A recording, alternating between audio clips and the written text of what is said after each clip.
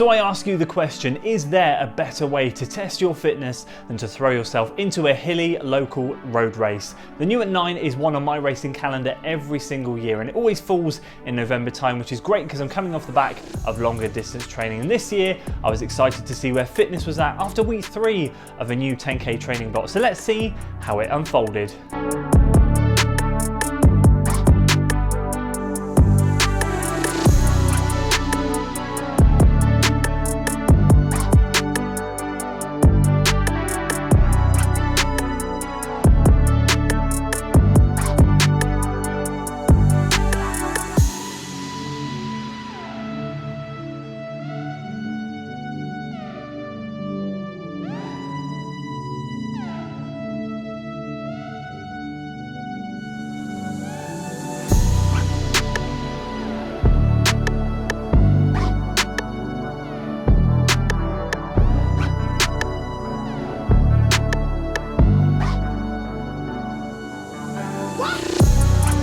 So welcome back to another race vlog. You've joined me here at Newent 9 for a race this morning, 9.5k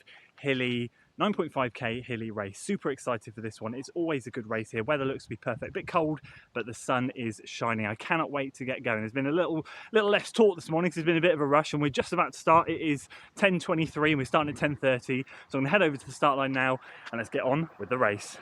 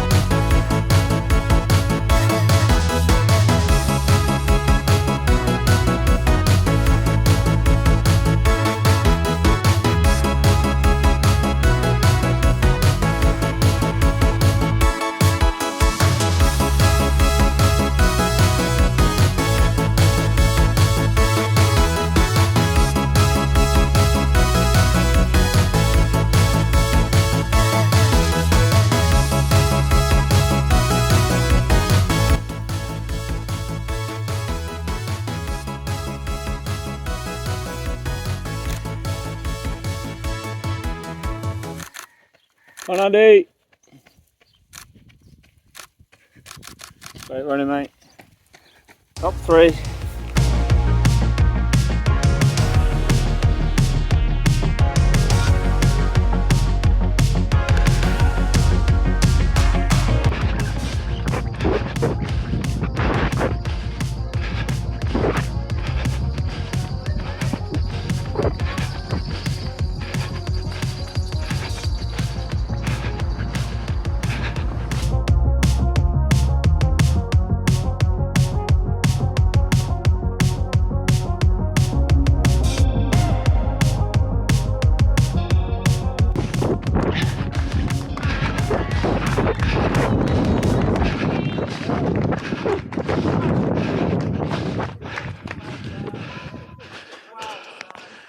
Thank you.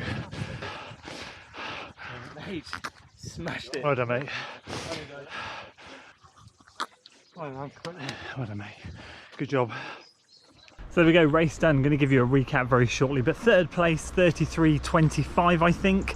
So I think that's around an 8 to 10 second sort of course PB. Really happy with that. First 3 miles were actually slower than last year. Really quite suffered on the hills a little bit, but then when I was able to get onto the flat, was able to drop the hammer a little bit and run my fastest 2 miles to finish off. So I think what that shows is there's a lot of work that needs to be done in terms of hills, but on the flat, the speed is definitely there. So there we go, third place and a 6 second course PB. Really happy with that overall, but lots to dive into in terms of the race report because there's a couple of points that I really want to pick up on here. Just quickly, a massive thanks to Newent runners for putting on another great event. This is in my racing calendar every year because I absolutely love it and because they do such a great job of putting this event on. It's good fun, there's some good competition there, and it's just a great blast out before Christmas when you're kind of getting into training again, starting a new training block but not quite into the full flow of things. It's just a good place to go and test where fitness is at. So a massive thanks to them and a massive thanks to you guys for following on the journey. Week 3 is now over and I'm excited to dive into more training next week. But first, let's dive into a bit of a race recap and talk about what I'm really happy with,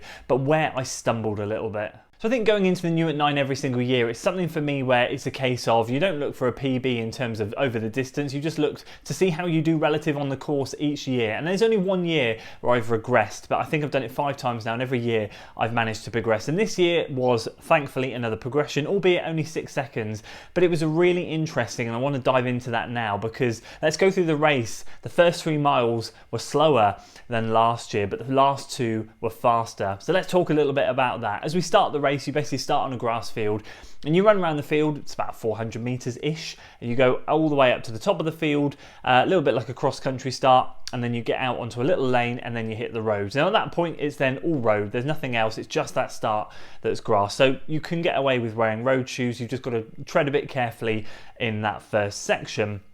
And when I got out of the field, I was sort of sat in 3rd or 4th place, can't remember now, I think it was 4th, and I just thought to myself, right, okay, just settle in and see how you feel. Now, either I thought at that point fitness is going to be really good, and I'm going to come off the back of London. Even though I had October as a big down month, I felt like training's been going well, so fitness was either going to be really good and I was going to blast off up the road, or I was going to be a little bit surprised and fitness wasn't quite as much as it was last year. I wasn't quite in the same place, and I was neither. I had progressed, but I was kind of in the middle. I felt strong, but I was also being a little bit conservative, and I didn't quite have that confidence that I usually have going into this race to kick on, because this is one of those races, because it's local and there's no pressure, you can just throw yourself into it and it doesn't really matter what happens. It's a place where you can go and test race tactics.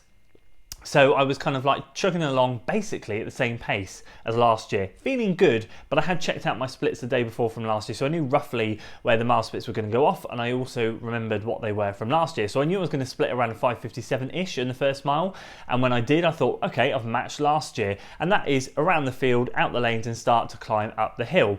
Mile 2 was the surprising one though, because mile 2, there are some hills in it, but there are a couple of downs as you coast off them and a bit of flat as well. So it's not quite as challenging as the first mile, and I know in the previous year I think I split like a 5:53 or something like that, or I split a 6:02 this year, and at that point I got overtaken by a lad in a Gloucester vest, and at that point I thought to myself, this is really weird, like I feel good, I feel like I'm running strong, my posture is really good for what it normally is.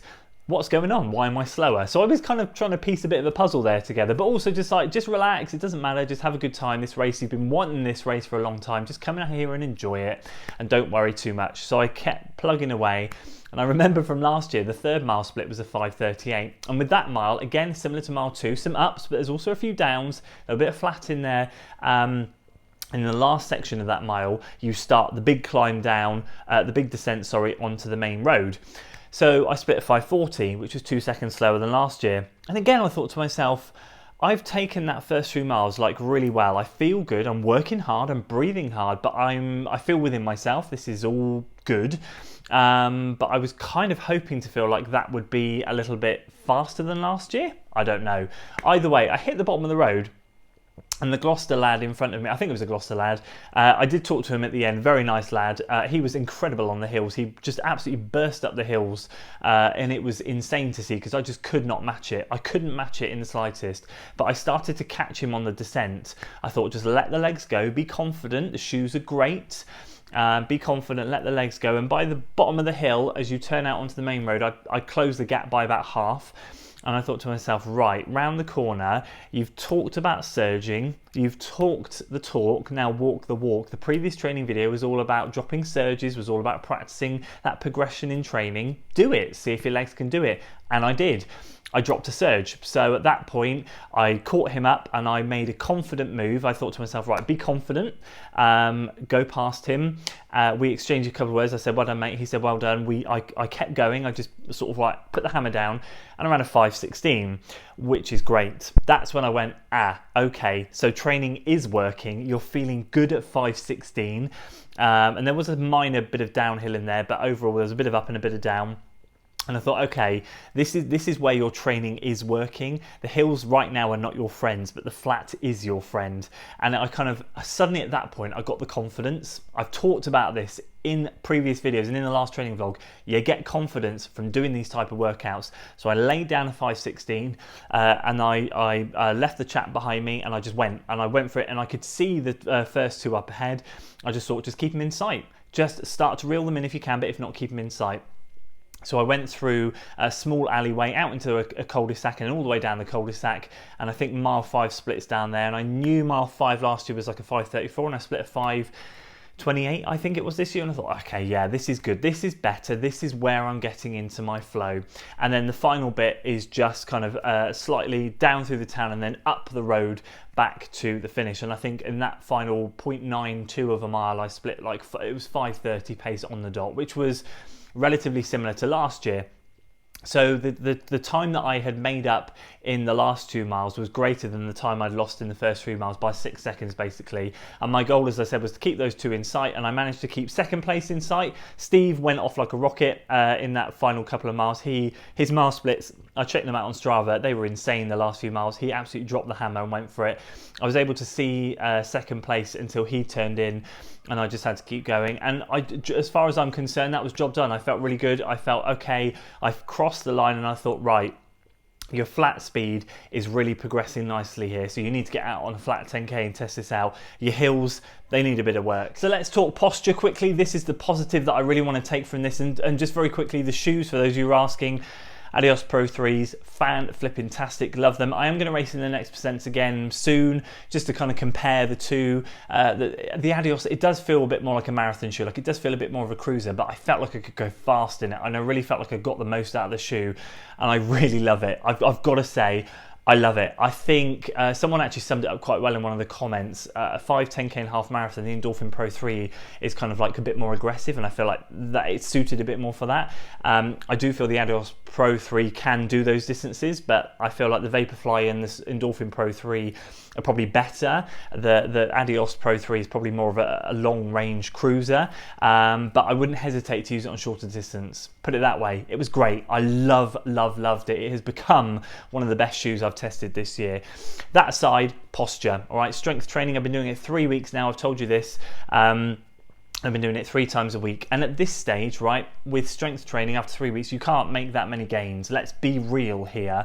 What I've been told by previous physios and my current physio that I'm working with, Tony, is that I do have a relatively strong core. So it's not my core that ever lets me down, but I do sit back in the saddle when I get tired. That did not happen during this race. I'm over the moon. I felt it. I was conscious of it.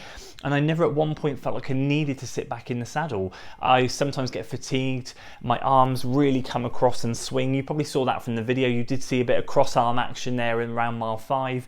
But that was minor compared to what it usually is. And I kept my hips forward and I was able to feel strong. And I felt like I was driving with my hips all the way to the finish line.